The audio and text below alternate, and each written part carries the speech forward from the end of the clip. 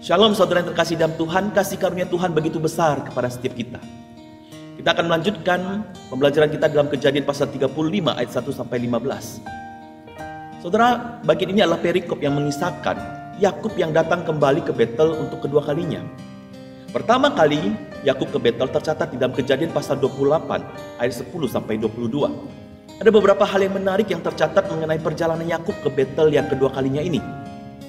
Dari sini kita bisa melihat bagaimana kehidupan Yakub begitu diberkati oleh Tuhan. Ada 3 hal penting yang bisa juga menjadi pengingat bagi kita jika kita ingin menjalani hidup yang diberkati oleh Tuhan. Apa sajakah itu?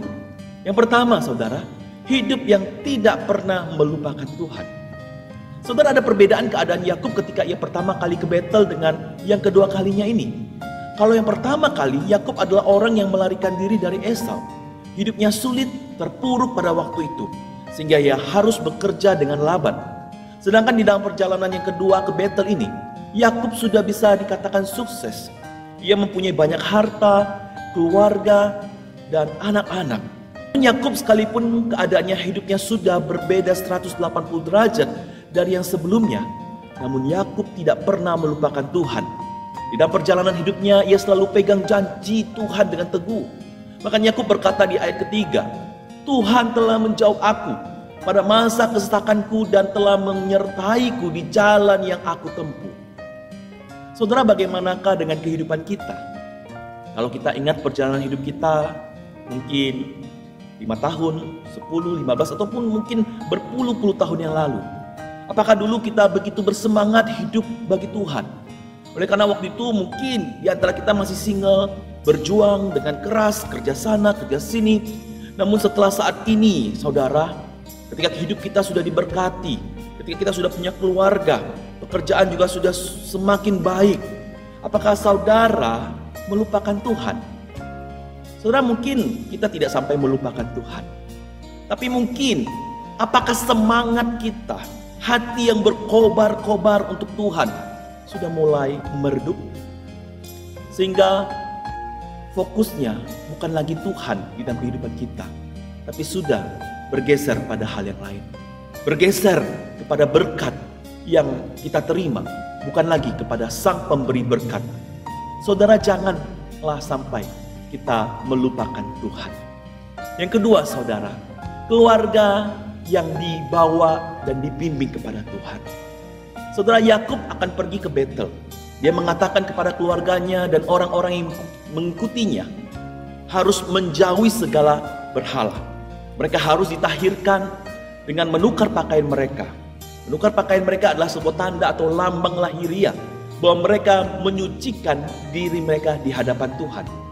Saudara, Yakub bisa saja ke Betel sendirian saja, tapi dia mengajak semua keluarga dan orang-orang yang mengikutinya. Apa yang dilakukan Yakub ini membuat keluarganya juga ikut diberkati. Jadi bukan hanya Yakub saja. Yakub merupakan imam dan pemimpin keluarga yang membimbing keluarganya kepada Tuhan. Saudaraku yang terkasih dalam Tuhan, yang merupakan orang tua, yang merupakan seorang ayah, yang merupakan seorang ibu, bawalah keluarga kita kepada Tuhan. Doakan anggota keluarga kita, anak-anak kita, saudara-saudara kita yang lain.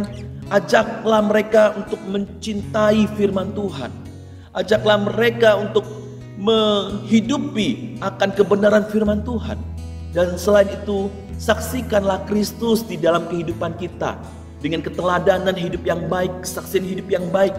Dan kiranya keluarga kita semuanya juga mengingat Tuhan. Dan dengan demikian mereka pun diberkati oleh Tuhan. Yang ketiga, saudara, membuka diri pada proses pembentukan Tuhan. Ketika Yakub sampai di Betel, Tuhan berfirman kepadanya, "Namamu Yakub. Dari sekarang namamu bukan lagi Yakub, melainkan Israel. Itulah yang akan menjadi namamu." Saudara, perubahan nama ini merupakan sebuah tanda bahwa ada proses yang telah Tuhan bentuk, yang Tuhan kerjakan di dalam hidup Yakub. Nama Yakub berarti penipu, dan itu juga yang dilakukannya di masa-masa sebelumnya. Ada banyak kecatatan dalam kehidupannya. Kini nama Yakub adalah Israel, yang berarti pejuang Allah. Yakub tidak sama seperti yang dahulu kala lagi. Dia menjadi salah seorang bapa-bapa dari bangsa Israel yang disebut-sebut di sepanjang Alkitab. Dia adalah bapa-bapa bangsa Israel yang diberkati oleh Tuhan. Saudara, Yakub bukanlah orang sempurna. Ia pun orang yang pernah melakukan kesalahan. Namun Tuhan setia memprosesnya. Yakub pun juga membuka diri untuk diproses dan dibentuk oleh Tuhan. Saudara, di dalam titik apapun di dalam kehidupan kita, janganlah pernah berhenti bertumbuh. Bawalah hidup kita selalu untuk terus dimurnikan dan dimurnikan. Dimurnikan melalui kebenaran firman-Nya. Sampai akhir nanti kita bertemu dengan Bapa di surga. Saudara, inilah 3 hal penting jika hidup kita ingin diberkati. Tuhan Yesus memberkati kita sekalian. Izinkan saya berdoa bagi saudara. Bapa di dalam surga, hamba berdoa bagi setiap anak-anak Tuhan yang mendengarkan akan renungan pada hari ini. Kami berdoa Tuhan, biarlah Tuhan yang memberkati setiap kami, sehingga hidup kami boleh senantiasa hidup yang seturut dengan kehendak Tuhan. Ingatkan kami untuk terus mengingat Tuhan di dalam segala perjalanan yang kami tempuh di dalam hidup ini. Biarlah kami senantiasa tidak melupakan janji Tuhan dan berpegang teguh terhadap Tuhan di dalam kehidupan kami.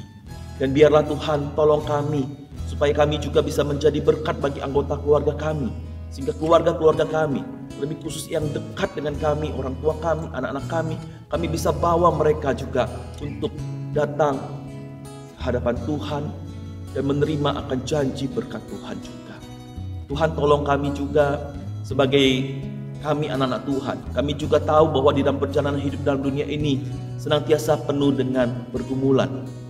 Tetapi kami tetap mau bertumbuh di dalam Tuhan. Jangan biarkan kami merasa puas dengan kehidupan kerohanian kami. Biarlah kami terus datang mencari Tuhan, dibentuk dan diajar oleh Tuhan di sepanjang kehidupan kami, dimurnikan sehingga kami sampai pada satu titik kami pulang kembali ke rumah Bapa di surga. Disitulah kami boleh merayakan akan sukacita terbesar, sukacita surgawi yang begitu luar biasa dalam hidup kami. Ya Tuhan, hamba juga berdoa bagi anak-anak Tuhan yang saat ini sedang mengalami pergumulan hidup di dalam keadaan apapun yang saat ini mereka alami. Biarlah janji Tuhan mereka boleh pegang.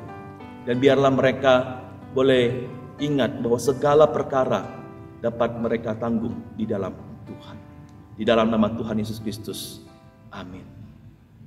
Terpujilah